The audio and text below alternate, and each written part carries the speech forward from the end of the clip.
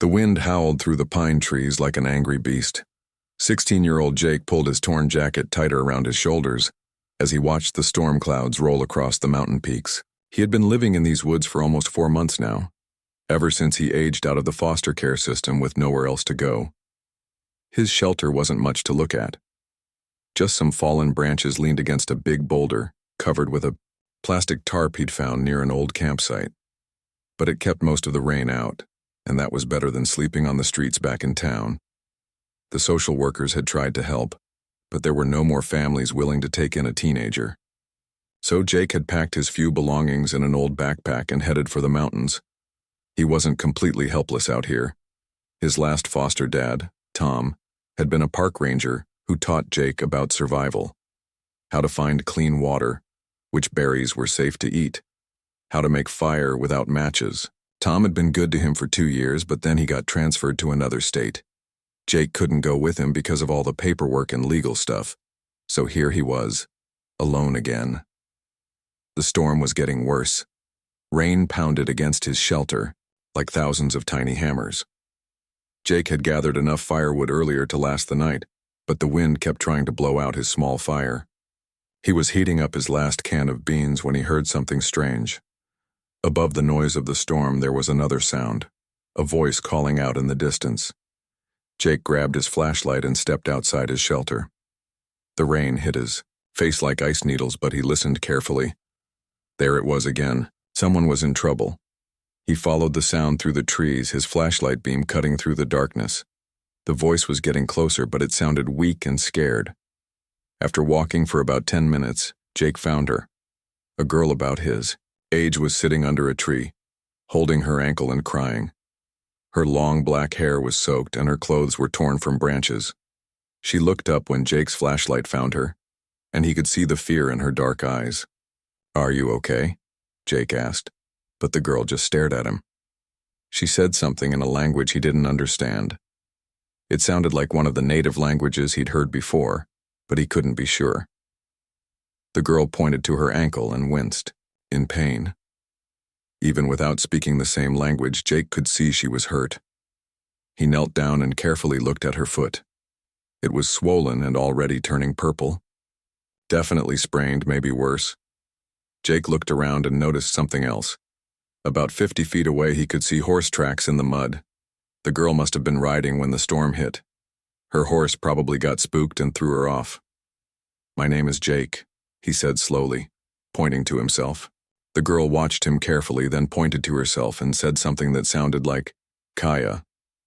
At least now they had names. The rain was getting heavier and Kaya was shivering badly. Jake made a decision that would change both their lives. He helped her stand up, letting her lean on his shoulder. Step by step, they made their way back to his shelter. It wasn't easy. Kaya could barely walk on her injured ankle, and the storm made everything slippery and dangerous. But Jake was determined. He'd been alone for so long that finding another person in trouble felt like a sign. Maybe he was meant to help her. When they reached his shelter, Jake helped Kaya inside. It was cramped with 2 people, but at least it was dry. He gave her his only dry shirt to change into while he turned away. Then he wrapped her ankle with strips of cloth from an old t-shirt. Kaya watched everything Jake did with curious eyes. When he offered her half of his beans, she smiled for the first time. It was a small smile, but it made Jake feel warm inside. He hadn't seen another person smile at him in months. As they sat by the small fire sharing the food, Kaya tried to communicate with him. She pointed toward the mountains and said words he couldn't understand. Then she made gestures like she was walking, pointing over the peaks to the other side. Jake got the message. She needed to get home, and home was on the other side of the mountains. Jake knew those mountains. He'd explored some of the trails during his time in the woods. The paths were dangerous even in good weather. In a storm like this, with winter coming soon, it would be almost impossible, especially with an injured ankle. But as Jake looked at Kaya's worried face, he could see how badly she wanted to get home. She kept looking toward the mountains and saying what must have been her family's names. Her eyes filled with tears when she pointed to herself and then to the peaks. shaking her head like she didn't think she could make it. That night, as the storm raged outside, Jake made a decision that surprised even him. He would help this girl get home, no matter how dangerous it might be. He'd been surviving alone for months, and she clearly knew things about the wilderness that he didn't. Together, maybe they could make it over the mountains. Kaya seemed to understand his decision, without words. When Jake pointed to himself, then to her, then to the mountains, she nodded. But her expression was serious, almost worried. She said something in her language that sounded like a warning. Jake didn't know it then, but Kaya was trying to tell him about her people, about how they protected their land and didn't trust outsiders. She was warning him that helping her might put him in danger. But Jake had made up his mind. As they settled down to sleep in the tiny shelter with the storm still howling outside, neither of them knew what the next few days would bring. Jake was just happy to have someone to talk to, even if they couldn't understand each other's words.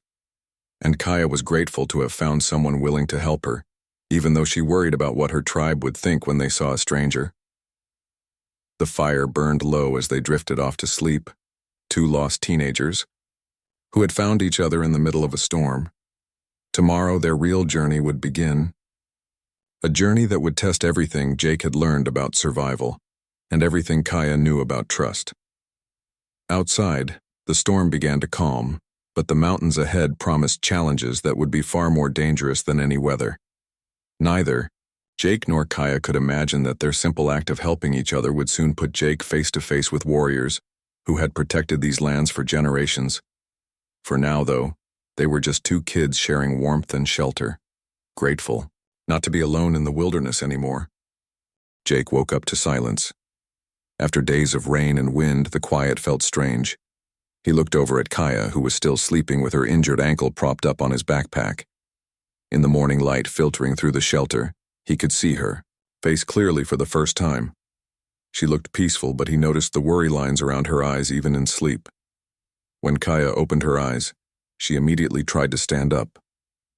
Bad idea. She gasped in pain and sat back down quickly. Jake shook his head and pointed to her ankle, then made a slow-down gesture with his hands.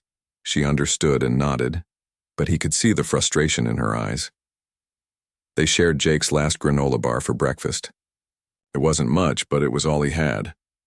Kaya seemed to realize this because she only took a small bite before trying to give it back to him. Jake insisted she eat more by pointing to her ankle and then to the mountains. She would need her strength for the journey ahead. After breakfast, Kaya surprised Jake by hobbling outside and looking at the plants around his shelter.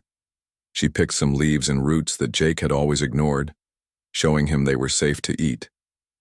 She also found some bark that she mashed up and mixed with water to make a paste. When she put it on her ankle, Jake could see it helped with the swelling. Jake was amazed. He'd been living out here for months, eating mostly canned food and berries. But Kaya knew the forest like it was her home. She showed him which plants could help with pain, which ones were good for energy, and which ones to avoid completely. They spent the morning getting ready for the journey. Jake packed his few belongings, while Kaya made a walking stick from a strong branch. She tested it carefully, putting weight on it slowly.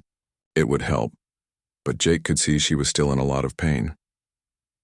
Before they left, Kaya did something that surprised Jake. She picked up some stones and arranged them in a pattern near his old shelter. Then she said some words in her language, while looking up at the sky. Jake didn't understand the words, but it felt like a prayer or blessing for their journey. The first part of their trip was the hardest. They had to climb up steep trails that were muddy and slippery from the storm. Kaya's ankle made everything slower. She had to rest every few hundred yards, and Jake could see her trying not to cry from the pain. But she never complained. Even when they had to climb over fallen trees or navigate around rock slides, Kaya just gritted her teeth and kept going. Jake found himself admiring her determination. Most people would have given up by now. Around noon, they reached a flat area where they could rest properly. Jake was exhausted and he was healthy. He couldn't imagine how tired Kaya must be. But when he looked at her, she was smiling and pointing ahead. She said something excitedly in her language. Jake followed her gaze and saw what had made her happy. There was a small stream running through the clearing with fresh, clean water.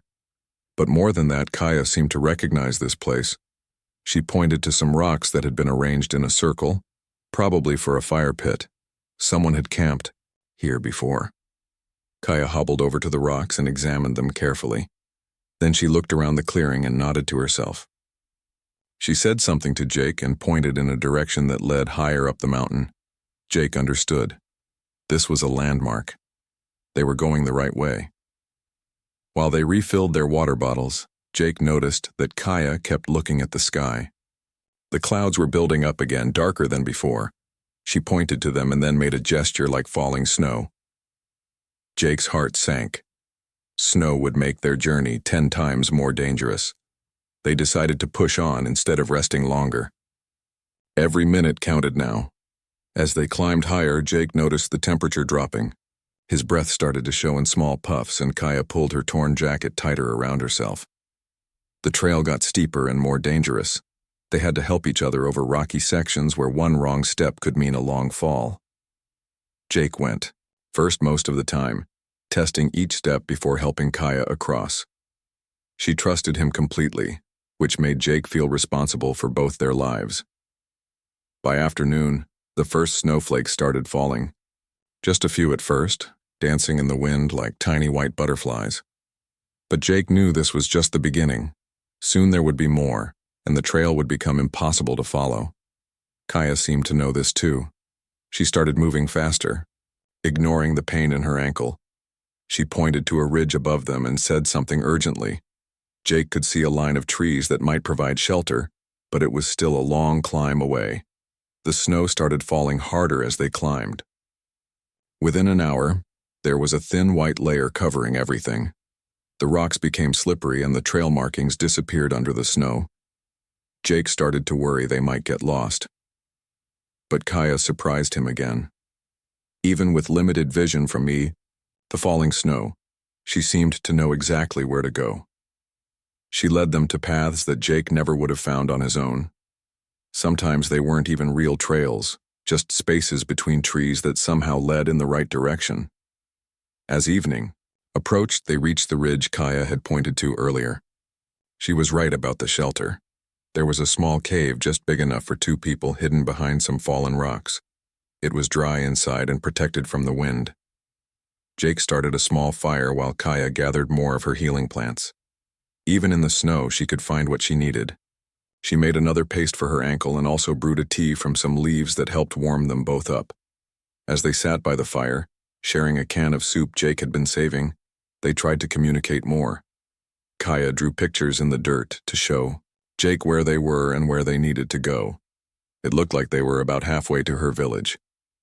Jake drew pictures too, trying to show Kaya about his life.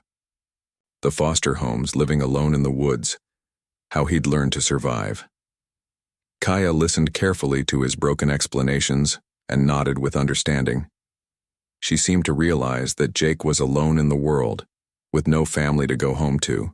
That night, as they prepared to sleep in the cave, Kaya did something that touched Jake's heart. She took off a small leather necklace she was wearing and showed it to him.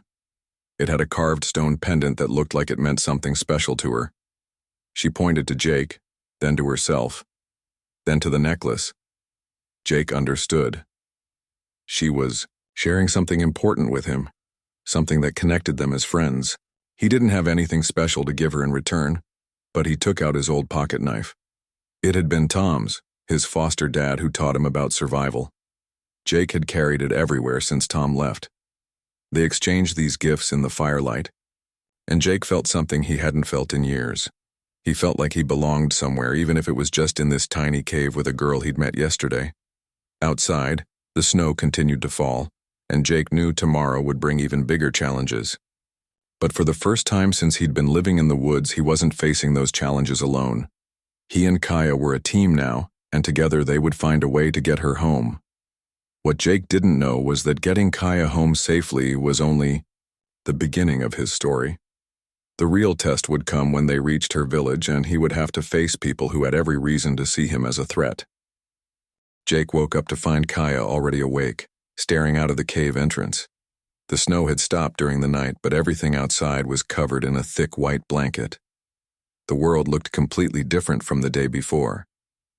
Kaya's ankle was better this morning. The swelling had gone down and she could put more weight on it. But Jake could tell she was nervous about something. She kept looking at the snowy landscape and muttering words in her language that sounded worried. After they ate some berries Kaya had found and shared Jake's last piece of beef jerky, they packed up to continue their journey. But this time, Kaya hesitated before leaving the cave. She pointed to Jake, then to herself, then made a gesture that looked like she was asking a question. Jake didn't understand at first, so Kaya tried again. She drew in the snow outside the cave. First she drew 2 stick figures walking together. Then she drew what looked like mountains. After that, she drew more stick figures, but these ones had angry faces and were holding what might be spears or clubs. Jake's stomach dropped. She was trying to warn him about something, about people who might not be happy to see him in these mountains. But Jake had made his decision. He pointed to himself, then to her, then to the mountains. He was going to help her get home no matter what was waiting for them. Kaya looked at him for a long moment, then nodded slowly. She seemed sad, but also grateful. She said something in her language that sounded like, "Thank you," then led him out of the cave. The journey that day was completely different from before. Kaya didn't follow any of the trails Jake had seen on his earlier explorations. Instead, she led him along paths that were almost invisible, hidden routes that seemed to wind around the mountains rather than over them. Jake realized they were following very old trails. Sometimes he could see stones that had been placed deliberately to mark the way, but they were so weathered they looked like they'd been there for hundreds of years. Other times, Kaya would stop and examine tree markings that Jake never would have noticed. The most amazing thing was how Kaya seemed to know exactly where every path led, even though they were covered in snow. She would confidently turn at places where Jake couldn't see any difference in the landscape. It was like she had a map in her head that showed every rock and tree. Around midday, they came to a place that made Jake stop and stare. It was a flat area surrounded by tall stone cliffs like a hidden valley. But what caught his attention were the pictures carved into the rock walls. Ancient drawings of animals, people, and symbols that Jake didn't recognize but somehow felt important. Kaya's whole attitude changed when they entered this place. She moved slower, more carefully, like she was in a church or somewhere sacred. She pointed to the rock drawings and said words that sounded respectful, almost like she was introducing Jake to important people. Jake understood that this place was special to her people. He could feel it too somehow. There was a peacefulness here that made him want to whisper instead of talk normally. The snow seemed to fall more gently, and even the wind was quieter. Kaya showed Jake some of the rock pictures. There were drawings of hunters with bows, families gathered around fires, and animals like deer and bears. But there were also stranger pictures of people who seemed to be flying or floating, and symbols that looked like they might represent the sun, moon, and stars. One drawing especially caught Jake's attention. It showed a group of people crossing mountains, but one figure was different from the others. This person wasn't dressed like the rest and seemed to be following behind. Kaya noticed Jake looking at it and pointed to the figure, then to Jake, then to herself. She was telling him that outsiders had been helped before. They rested in this sacred place for about an hour. Kaya gathered some plants that only grew there, including one with small red berries that she seemed excited to find. She carefully picked just a few, leaving most of them growing. Jake could tell these plants were important, maybe for medicine or ceremonies. While Kaya collected her plants, Jake explored the rock drawings more. Some of them told stories he could almost understand. Hunts that went well, families celebrating, seasons changing from winter to spring.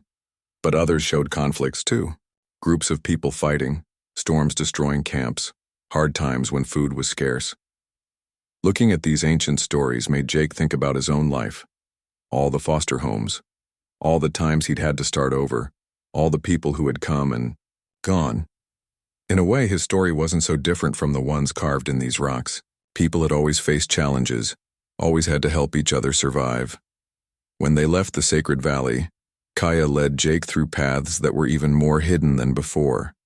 They climbed through narrow passages between rocks, walked along ridges that barely had room for one person, and descended into valleys so steep that Jake had to hold onto tree roots to keep from falling.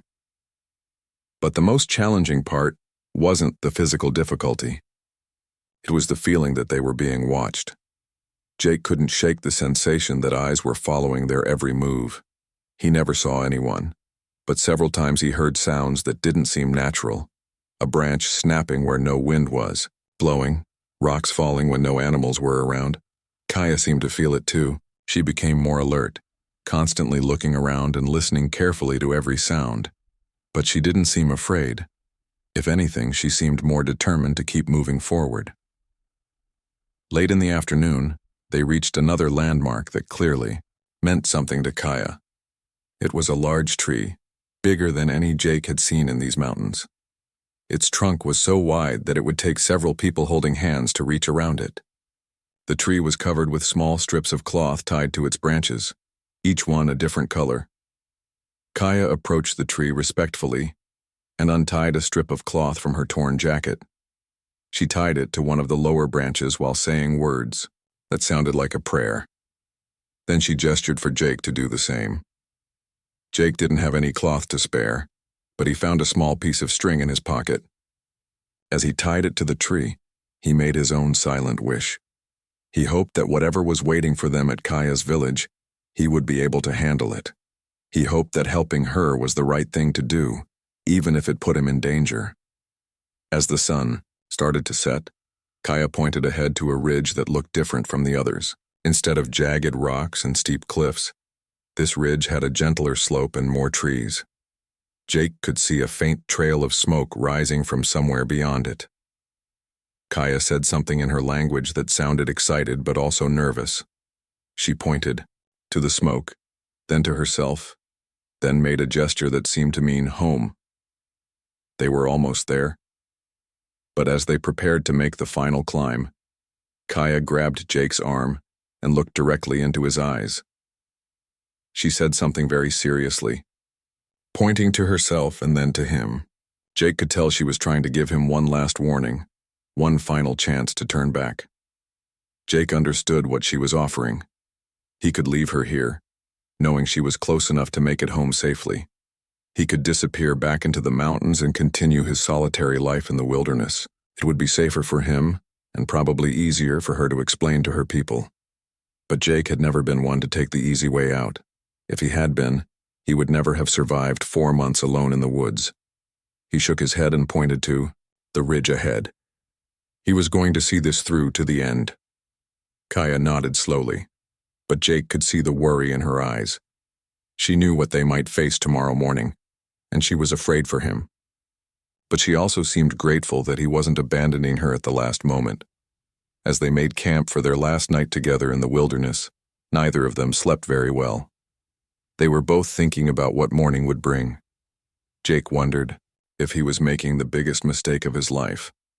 Kaya wondered if she could protect the boy who had risked everything to help her. Tomorrow, Jake would discover that some acts of kindness come with a price.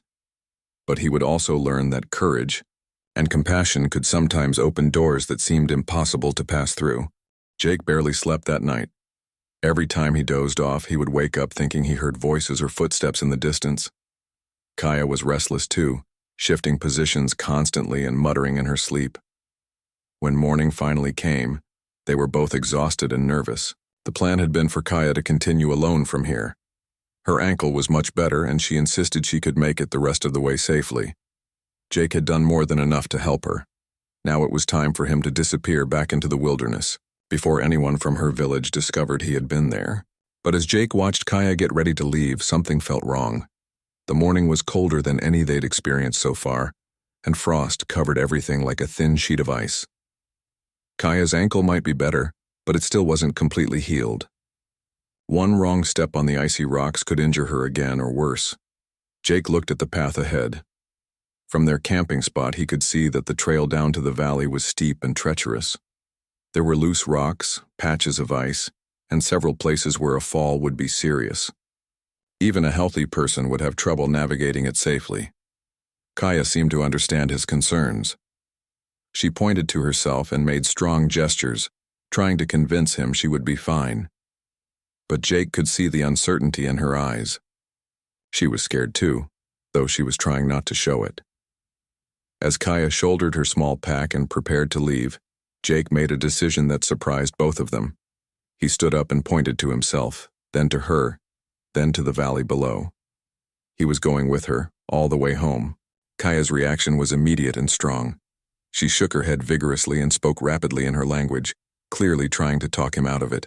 She pointed to the valley, then made gestures that looked threatening. People with weapons, angry faces, danger for Jake. But Jake had made up his mind.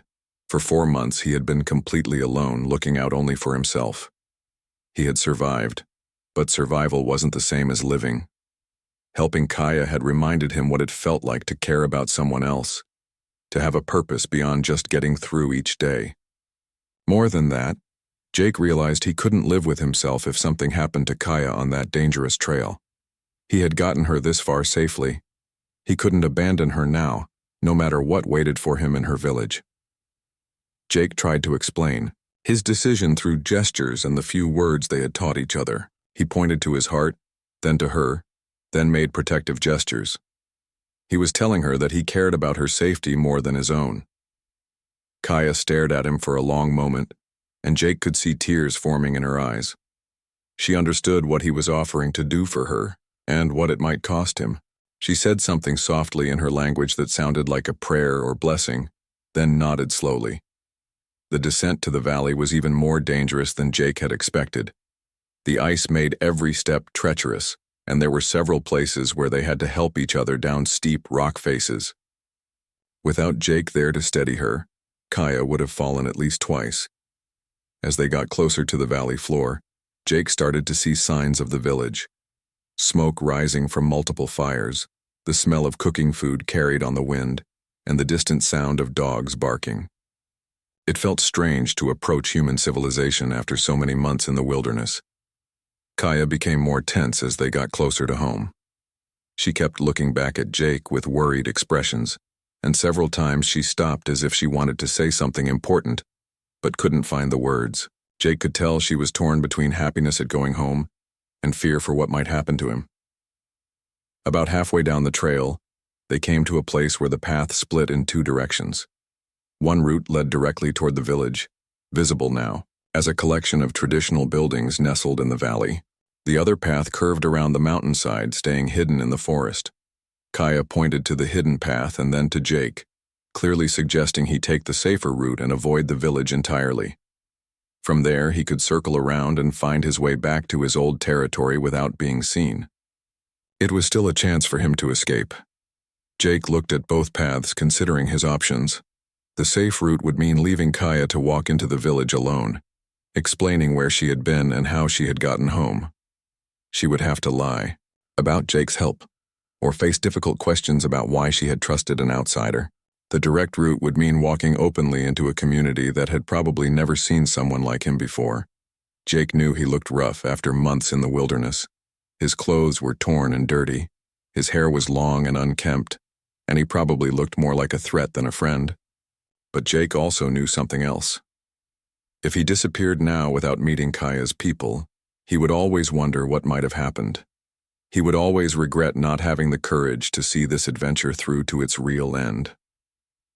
Jake pointed to the direct path leading to the village. Kaya's eyes widened with surprise and concern, but she nodded with respect. She could see that Jake had made his choice with full knowledge of the risks. As they walked the final stretch together, Kaya did something that meant everything to Jake. She reached over and took his hand, walking beside him instead of behind him. She was showing her people, who Jake was sure were already watching them, that Jake was with her by choice and friendship, not as a captor or threat. The village was more beautiful than Jake had imagined. The buildings were a mix of traditional structures and modern conveniences, all arranged in harmony with the natural landscape. Gardens full of winter vegetables, carefully tended fire pits, and storage areas that showed a community well prepared for the harsh mountain winters. but Jake barely had time to appreciate the scenery. As soon as they stepped into the open area at the center of the village, people began emerging from the buildings. First a few curious faces, then more concerned-looking adults, and finally several young men who looked anything but welcoming. Kaya immediately began speaking in her language, clearly explaining what had happened and who Jake was. But Jake could see from the faces around them that his presence was causing alarm. Some people were pointing at him and talking urgently to each other. Others were sending children inside and closing doors. The young men who had appeared first were now moving to surround Jake and Kaya. They weren't carrying weapons, but their body language made it clear they considered Jake a potential threat. Jake tried to stay calm and non-threatening, keeping his hands visible and his movements slow. Kaya was talking faster now, gesturing to her ankle and pointing back toward the mountains. She was telling the story of how Jake had helped her, but Jake could see that not everyone was convinced. Some people looked skeptical, as if they thought there might be more to the story. An older woman, who might have been Kaya's mother, pushed through the crowd and grabbed Kaya in a fierce hug. She was crying and speaking rapidly, clearly relieved to have her daughter home safely. But even in her joy, Jake noticed her looking at him with suspicion and concern. As more people gathered, Jake realized he was now completely surrounded by dozens of villagers. Most of them were keeping their distance, but the circle of young men around him was getting tighter. Jake's heart was pounding, but he tried to remember that these people had every right to be cautious. A stranger appearing in their village was a serious matter. Kaya seemed to sense the tension building. She stepped closer to Jake and continued, talking to her people, her voice becoming more urgent and insistent. Jake could tell she was trying to convince them that he was a friend, not an enemy. But Jake could also see that words might not be enough. The faces around him were becoming more hostile, and he heard several people using a tone that sounded angry or demanding. Some of the young men were starting to move closer, and Jake realized that his fate would be decided in the next few minutes. Whatever happened next, Jake knew he had made the right choice. He had helped someone who needed help, and he had seen her safely home. If that put him in danger, then so be it. At least he had done something meaningful with his life, something that mattered to another person. As the crowd continued to grow and the tension continued to build, Jake prepared himself for whatever was coming. He hoped Kaya's words would be enough to save him, but he was ready to face the consequences of his decision either way. The circle of young warriors tightened around Jake like a trap closing. Their faces were hard and serious, and Jake could feel the weight of their stare on him. These weren't just curious villagers anymore. These were protectors, and they saw Jake as a potential threat to their community. Jake kept his hands visible and tried to look as non-threatening as possible. He had learned enough about body language during his time in foster care to know that any sudden movement could make this situation much worse.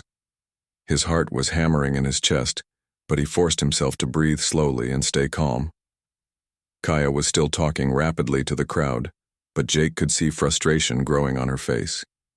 Some people were listening to her, but others were shaking their heads or looking skeptical.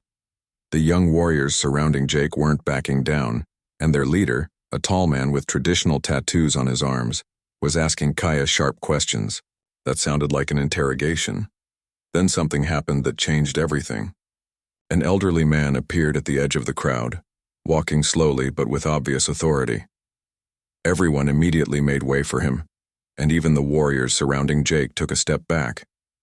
This was clearly someone important, someone whose word carried weight in the village. The old man had long gray hair braided with small pieces of turquoise and silver. His face was weathered like old leather, but his eyes were sharp and intelligent. He wore traditional clothing mixed with practical modern items, and he carried a walking stick carved with intricate designs. When the elder approached, the entire crowd fell silent. Even the dogs stopped barking. Kaya immediately spoke to him, with obvious respect, bowing her head and using a tone that was different from how she had been talking to the others. Jake realized this must be someone like a chief or spiritual leader. The old man listened to Kaya's story without interrupting. His eyes moved between her and Jake, taking in every detail. When Kaya pointed to her ankle and gestured toward the mountains, the elder nodded slowly. When she showed him the makeshift bandage Jake had made from his shirt, the elder examined it carefully. After Kaya finished speaking, the elder asked her several quiet questions. Jake couldn't understand the words, but he could tell from Kaya's responses that she was being completely honest about everything that had happened. She wasn't trying to make Jake sound like a hero or hide any part of their journey. Then the elder did something unexpected. He approached Jake directly, looking him up and down like he was reading a book written in Jake's face and clothes.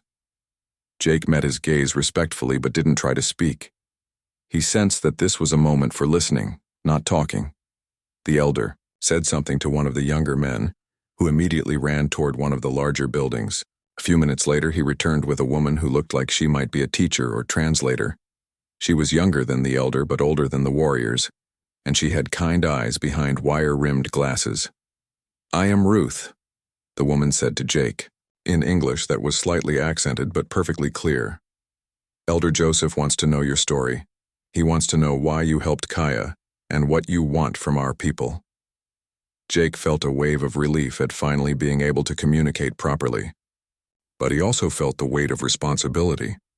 What he said next could determine whether he walked away from this village safely or faced serious consequences. "My name is Jake," he began, speaking slowly and clearly. "I don't want anything from your people. I was living alone in the mountains when I found Kaya during the storm. She was hurt and lost, so I helped her.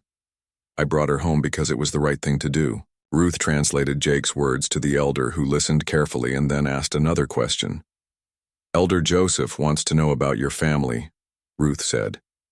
"He wants to know why a young man is living alone in the wilderness with winter coming." This was the hard part. Jake had to decide how much truth to tell these strangers about his life. But looking at the elder's wise face and remembering how Kaya had trusted him completely, Jake decided to be honest. "I have no family," Jake said quietly.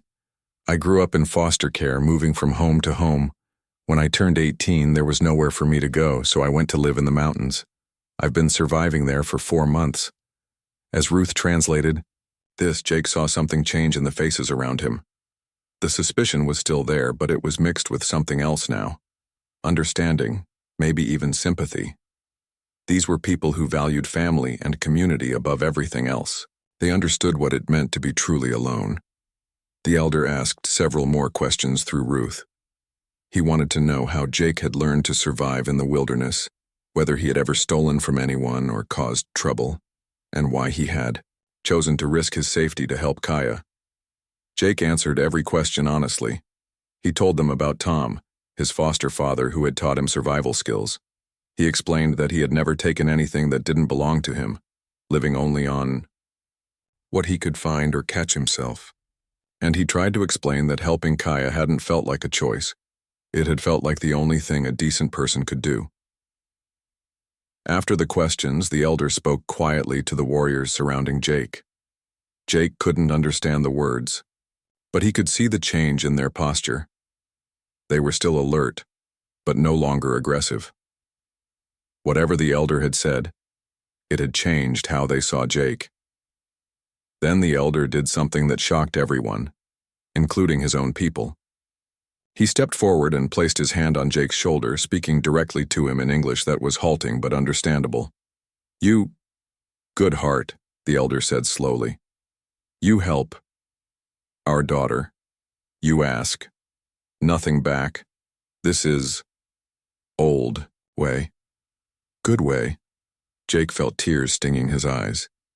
After months of being completely alone, having someone acknowledge his worth as a person felt overwhelming. "Thank you," he managed to say. The elder spoke to Ruth, who nodded and turned back to Jake. "Elder Joseph is offering you something that has never been offered to an outsider before," she said. "He is inviting you to stay with our community through the winter. You would work and learn alongside our people. If you prove yourself trustworthy and useful, you might be welcome to stay longer." Jake couldn't believe what he was hearing. A home.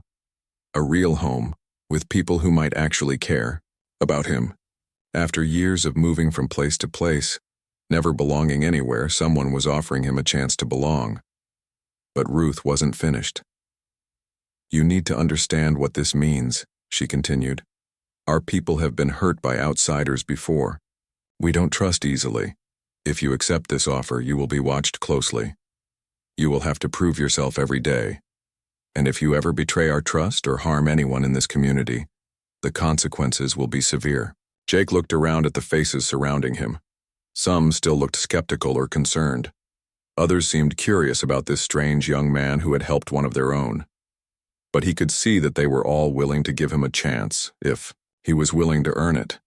I understand, Jake said to Ruth, and looked directly at Elder Joseph. I would be honored to stay and learn from your people. I promise I will work hard and respect your ways. The elder nodded slowly, then spoke to the crowd in their language. Jake could tell he was explaining the decision and probably setting out rules for how Jake would be integrated into the community. Some people nodded in agreement. Others looked uncertain, but no one protested. Kaya, who had been watching this entire exchange with growing excitement, finally broke into a huge smile. She said something to Jake that Ruth translated as, "Welcome, home." As the crowd began to disperse, Jake realized that his life was about to change completely again. But this time, instead of being forced to leave somewhere, he was being invited to stay. Instead of having to survive alone, he would be part of a community. The warriors who had surrounded him earlier now approached individually to shake his hand or nod respectfully. The hostility was gone, replaced by cautious acceptance. Jake would have to prove himself to each of them, but they were willing to give him that chance. Elder Joseph spoke to Ruth one more time, and she turned to Jake with a serious expression. "The elder wants you to know something important," she said. "Kaya told us that you shared your last food with her and gave her your only warm shirt. She said you put her safety above your own comfort every day of the journey. Those actions showed us who you really are inside." Jake felt overwhelmed by the kindness and acceptance he was being shown. After so many years of being unwanted, of being seen as a problem to be solved or a burden to be carried, these people were welcoming him based on his character and his actions. As the sun set over the village that first evening, Jake sat by a warm fire, surrounded by people who were no longer strangers. He had a roof over his head, food in his stomach, and for the first time in his life, he had hope for the future. He had started this journey just trying to help one person get home, safely. He never could have imagined that helping Kaya would lead him to find his own home, his own people, his own place in the world. Sometimes the biggest risks lead to the greatest rewards. Sometimes a simple act of kindness can change two lives forever. And sometimes when you help someone else find their way home, you discover that you found your own way home too.